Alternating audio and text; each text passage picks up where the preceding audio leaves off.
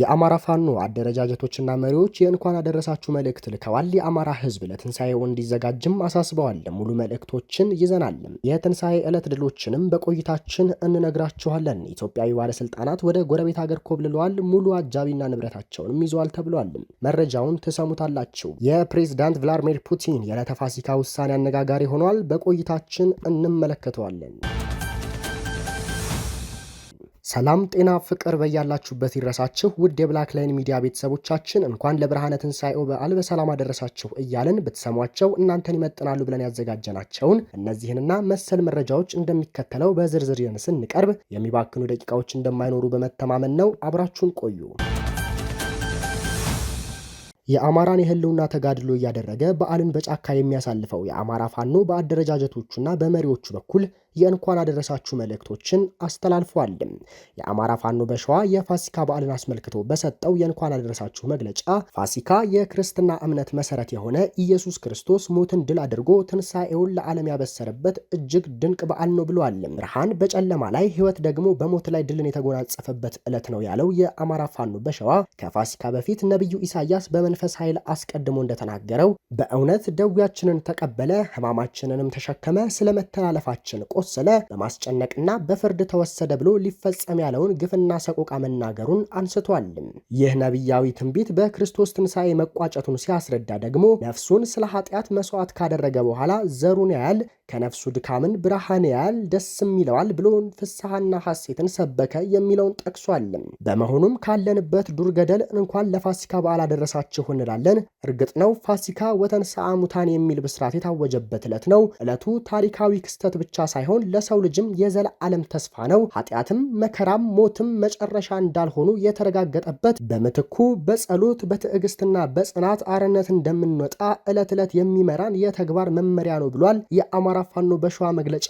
የክርስቶስ ትንሣኤ ለዓለም አዲስ ክስተትና ተአምር ነው። የተቀበለው መከራ፣ የተፈረደበት የኃጢአተኛ ሞትና ሞትን ድል አድርጎ መነሳቱ የሰው ልጅ የኃጢአት ይቅርታና ምህረት ብሎም የዘላለም ሕይወት ቃል ኪዳን የተረጋገጠበት አስገራሚ ትዕይንት ነው። ይህንን ሲያረጋግጥ ሐዋርያው ቅዱስ ጳውሎስ አሁን ግን ክርስቶስ ላንቀላፉት በኩራት ሆኖ ከሙት ተነስቷል አለ። ይህ አስደናቂ ክስተት ለእያንዳንዱ ግፍና መከራ ለሚደርስበትና ፍትህ ለተጠማ ሰው ሁሉ እውነት ተቀብራ እንደማትቀርና ሳትዘገይም እንደምታሸንፍ ማሳያ ነው። ፋሲካ ለእኛ በመከራ ውስጥም እምነት፣ ጽናት፣ ተስፋ አብሮን እንዲቆይ የሚያስተምረን ነው። ጆሮ ያለው ይስማ እንደተባለው ልብ ያለው ልብ ይበል። ቅዱስ ዳዊት የታመንኩበት እንጀራዬን የበላ በእኔ ላይ ተረከዙን አነሳ እንዳለው በብዙ ጣውረድና መስዋዕትነት ለስልጣን ያበቃውና በኋላም ለመንበሩ ጽናት ዋጋ የከፈለለትን የአማራን ህዝብ ለመርገጥ ሳይሆን ወደ አፈር ለመቀላቀል ሲንቀሳቀስ አብይ አህመድ ብዙም አልፈጀበትም ብሏል። በክርስቶስ ላይ ክህደት በመፈጸም በ30 ብር አሳልፈው ሊሰጠው የተስማማው ይሁዳ ከርቀት የመጣ አልነበረም። ከክርስቶስ ጋር አብሮ ሲኖር ሲበላ ሲጠጣ ብሎም ዝቅ ብሎ እግሩን እስኪታጠብለት ድረስ የፍቅርን ጥግ የተቀበለ በክርስቶስ ቤት እንደ አንድ ታማኝ ይቆጠር የነበረ ሐዋርያ እንጂ የአማራን ህዝብ በመካድ የውለታ እጁን አመድ አሳፍሶ አመድ ሊያደርገው የተነሳው አብይ አህመድም ከሩቅ የመጣ ሳይሆን ቤተኛ ነኝና አውሉኝ አሳድሩኝ ብሎ የተጠጋ በእምነትም መደብ ሳይሆን አልጋ የተለቀቀለት አቻነት ሳይሆን የበላይነትን የተመጸወተ የክፉ ቀን አለኝታ ከሆነ ህዝብ ብዙ የተደረገለት ግን ደግሞ ለእኩይ ጥማቱና ለፖለቲካ ሴራው ሲል አማራን የካደ ዳግማዊ ይሁዳ ነው ብሎታል። ክርስቶስ ወደ ፍርድ ሲያቀርቡትም ሆነ መከራና ስቃይ ሲያደርሱበት ሴረኞች ሐሰትን በማቀነባበር መሟገቻ ምክንያት ያቀርቡ ነበር። የመጨረሻውን የሞት ጽዋ እስኪጎነጭ ድረስም ሽንጣቸውን ገትረው በህግ ፊት ይሟገቱ ነበር። የታመመ መፈወሱን፣ የተራበ መመገቡንና ስለ ፍቅር እውነትና ድህነት የሰበከውን በሙሉ የውንጀላ መረጃ በማድረግ እንዲገደል አድርገዋል።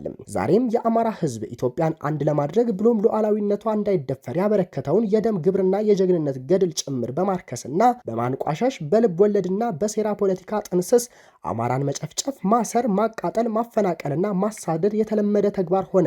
ፈሪሳውያን ክርስቶስን ሲወነጅሉ ህግ በማጣቀስ ህዝቡን ለማደናገር ይጥሩ እንደነበር ሁሉ ዛሬ አብይና ጀሌዎችም የሐሰት ትርክቶችን በመጠቀም የደም ጉንጨታ ድርጊታቸውን ለማለባበስ ይጥራሉ።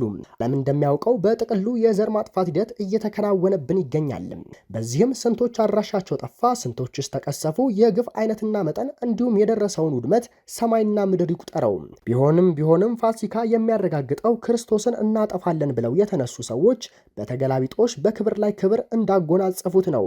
እኛም ከግፉና ከመከራው በኋላ ህዝባ ህዝባችን እንደ ሰው ክብር የሚያገኝበት ዘመን እንደሚመጣ ከክርስቶስ ትንሣኤ ስለምናውቅ ደግሞም ስለተረዳን የማይቀረውን የአርነት ተስፋችንን እየናፈቅን በጽናት መስዋዕትነታችንን እንቀበላለን ነው ያለው። መላው የአማራ ህዝብ ሆይ ይህንን የጀመርነውን መራር ትግል በድል እስከምንቋጭ ድረስ ትግላችን ተጠናክሮ ይቀጥላል። ለመኖር ሌላ አማራጭም የለንም። በመሆኑም ህዝባችን በተለያየ መንገድ የሚያደርገውን ድጋፍ አጠናክሮ መቀጠል አለበት። እንደምታውቁት ወደን የገባንበት አይደለም፣ ስልጣን ፈልገን አይደለም፣ መኖር ተከልክለን ዘራችን እየተጨፈጨፈ ከምድረ ገጽ ለማጥፋት የሚደረገውን ጥረት ለማክሸፍ ነው። ሰውነንና የመኖር መብት አለን። ወደ ኋላ መለስ ብለን ስናስብ ወደ ትግል ከመግባታችን በፊት ለብዙ አስርት ዓመታት ጭምር የፖለቲካ አቋም ሆኖ አማራ ሲሳደድ ሲገደልና ሲታፈን ቆይቷል።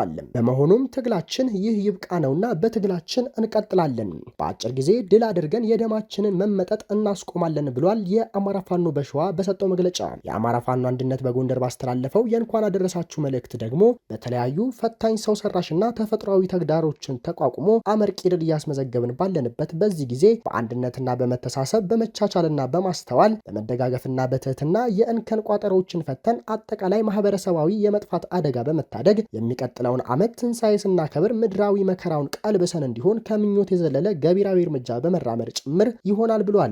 የውስጥ ጉዳያችን የመፍቻ ቁልፍ አንድነታችን ነውና ለሁሉም የፋኖ ሰራዊት የአንድነት ጥሪ እናስተላልፋለን ነው ያለው። የአማራ ፋኖ በወሎ ቤተ አማራ ሰብሳቢው ዋርካው ምሬ ወዳጆ ደግሞ የትንሣኤውን በዓል የትግላችን የድል ዋዜማ የህዝባችን ትንሣኤ መዳረሻ ላይ ሆነን እናከብሯለን ብሏል።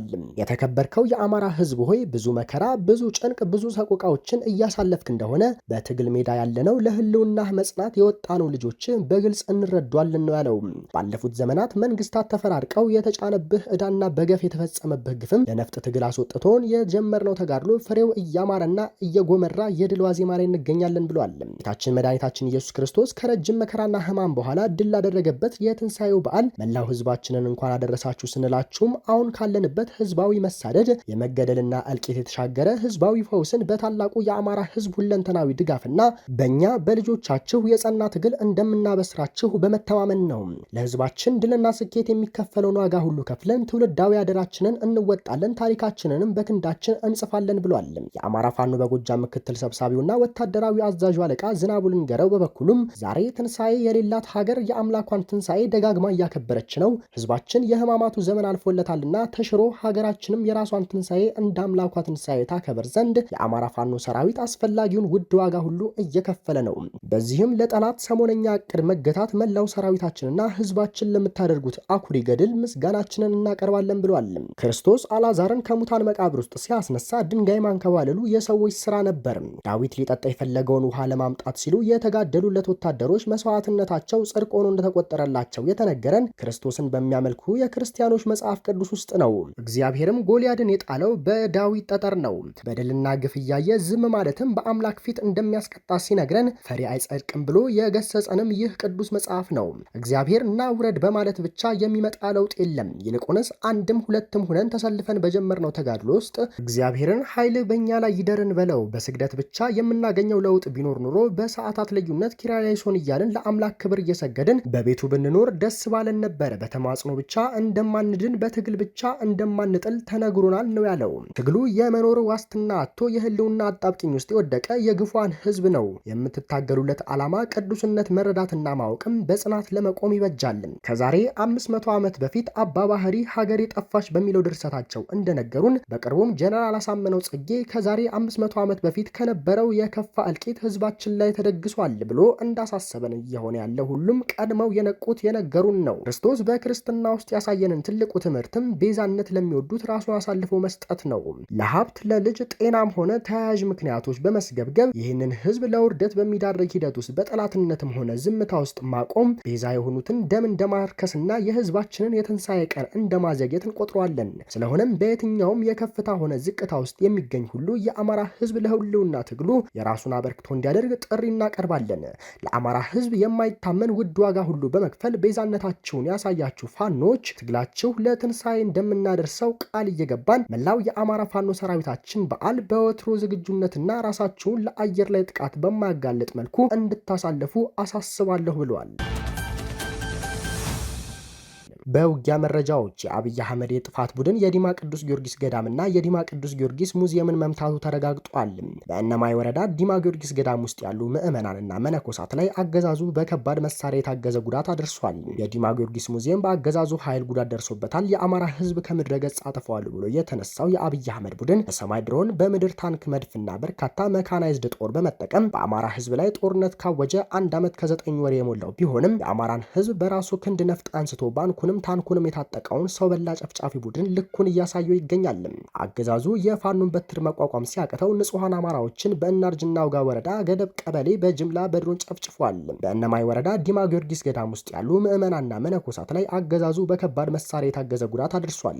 የዲማ ቅዱስ ጊዮርጊስ ቤተክርስቲያንና ሙዚየም በአገዛዙ ኃይል በከባድ መሳሪያ ጉዳት ደርሶበታል።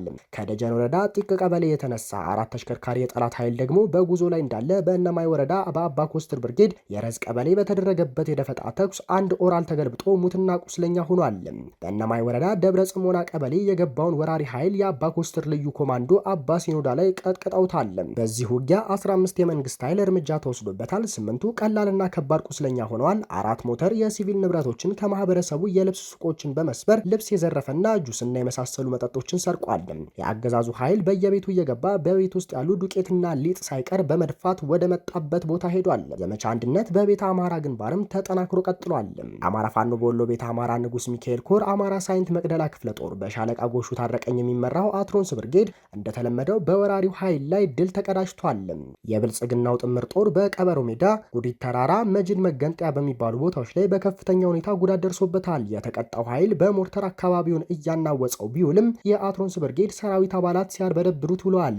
የኦህዴድ ብልጽግና ወራሪ ኃይል በሚያሳፍር ሁኔታ ሙትና ቁስለኛውን እያንጠባጠበ ሲሸሽና ሲቅበዘበዝ የወገን ጦር እየተከታተለ ሲያፍረከርከው ውሏል። የወራሪው ጠላት ሙታኖች በየጥሻው እንደወደቁ ቀርተዋል። በውስጥ አርበኞች እንደተረጋገጠው የሕክምና ማዕከሉም በቁስለኞች ተጨናንቋል ተብሏል። ባለስልጣኑ አጃቢዎቻቸውን ይዘው ኮበለሉ። የአፋር ክልል ምክር ቤት አባልና የክልሉ እንስሳትና ተፈጥሮ ሀብት ልማት ቢሮ ኃላፊ አቶ ኢብራሂም ኡስማን ወደ ኤርትራ መኮብለላቸው ተሰምቷል። አቶ ኢብራሂም ኡስማን ክልሉ መድቦላቸው የነበረውን ተሽከርካሪ ከነሹፌሩና አጃቢዎቻቸውን ጭምር ይዘው ነው የኮበለሉት ተብሏል። አቶ ኢብራሂም የኮበለሉበት ምክንያት እስካሁን በግልጽ ባይታወቅም፣ ነገር ግን በአዋሽ 7 አካባቢ የኦሮሚያ ክልል መንግስት ከሚያደርገው የመሬት ቅርምት ጋር ተያይዞ የክልሉን መሬት በኦሮሞ እያስወረራችሁት ነው በሚል በክልሉ አመራሮች ዘንድ ከሰሞኑ ከባድ መወነጃጀል ተፈጥሮ እንደነበር ምንጮች ጠቁመዋል።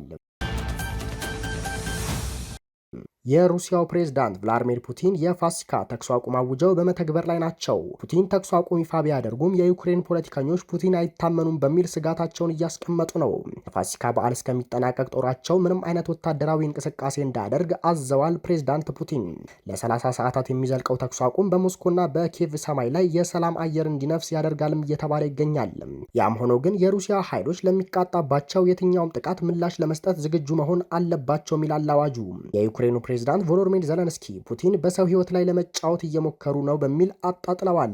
ጦራቸው ጥቃት ስለማቆሙ ሆነ ስለመቀጠሉ ያሉት ነገር የለም። ዘለንስኪ የሞስኮ ሰው አልባ አውሮፕላኖች፣ ድሮኖች ተኩስ አቁሙ ገቢራዊ ሊደረግ ነው ከተባለበት ሰዓት ቀደም ብለው በዩክሬን ሰማይ ላይ መታየታቸው ተነግሯል። የዩክሬን የውጭ ጉዳይ ሚኒስትር አንድሬ ሲቢሃ ዩክሬን አሜሪካ ላቀረበችው የ30 ቀናት ተኩስ አቁም እቅድ ቀድሞንም ተገዢ ናት ያሉ ሲሆን ፑቲን ለ30 ቀናት ሳይሆን ለ30 ሰዓታት ተኩስ አቁም አድርገዋል በሚል አነጻጽረው ተችተዋል። ውድ የብላክ ላይን ሚዲያ ቤተሰቦቻችን ለዛሬ የነበሩን መረጃዎች ይህንን ይመስሉ ነበር። ሌሎች ወቅታዊና ፈጣን መረጃዎችን ለማግኘት ሰብስክራይብ በማድረግ ቤተሰብ ይሁኑ። ሰናይ ጊዜ